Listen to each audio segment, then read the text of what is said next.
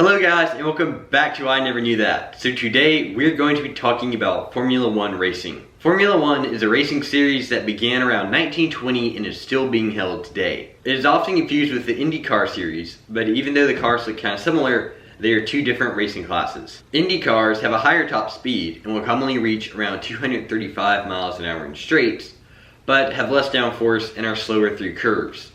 Formula One cars will reach around 200 miles an hour in straights, but have much more downforce and mechanical grip and are a whole lot faster through curves. IndyCar races last around 3.5 hours and the cars are allowed to refuel in pit stops. The Formula One races last around 2 hours and the cars are not allowed to refuel in pit stops, only get new tires. In the seasons before World War II, there were two different classes of F1. There was a turbocharged 1.5 liter class and a non-turbocharged 4.5 liter class. From 1950 to 1957, when Formula One started gaining a little popularity, Mercedes, Alfa Romeo, and Ferrari became the top manufacturers of racing cars. Then, from around 1958 to 1961, some startup independent British racing groups started taking a lead in races. And around 1968, Formula One became a much more recognized sport with a whole lot more popularity. Breakthroughs in aerodynamics made cars faster, some companies started sponsoring racing teams, and new regulations were put into place to make racing much safer. The 12-cylinder engine was also introduced, and this led to a massive increase in power and handling of the cars. And teams began ditching the old cars and building entirely new ones from the ground up, using the newest technology and all the newest parts they could to get the best performance out of their vehicles. Around this time, Goodyear also introduced slick tires,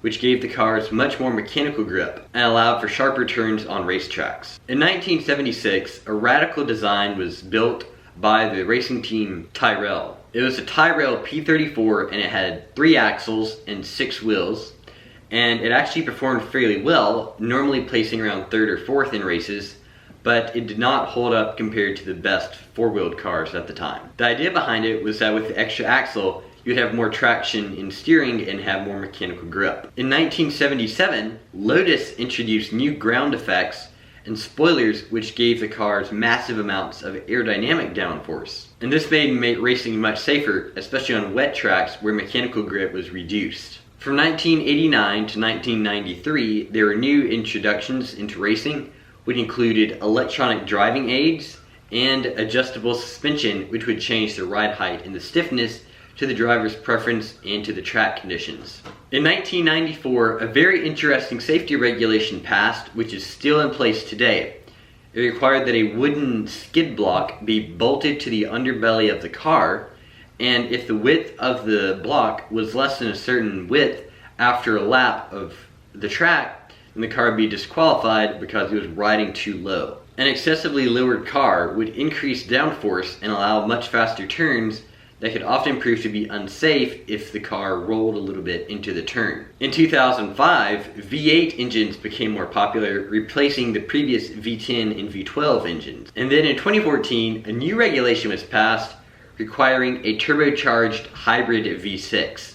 So far, Mercedes has proved the best at using this type of engine, and they have won 89 out of 121 races since this regulation was passed. Formula One is a very well-known racing class, and this is partly due to the popularity that the energy drink company Red Bull has brought it. They have done many extreme things with the F1 car, including doing a pit stop in a zero-gravity freefall, putting snow chains on one and driving it in a ski resort, and road tripping one across the United States. And many other things that have been put into YouTube videos which have gathered many millions of views altogether.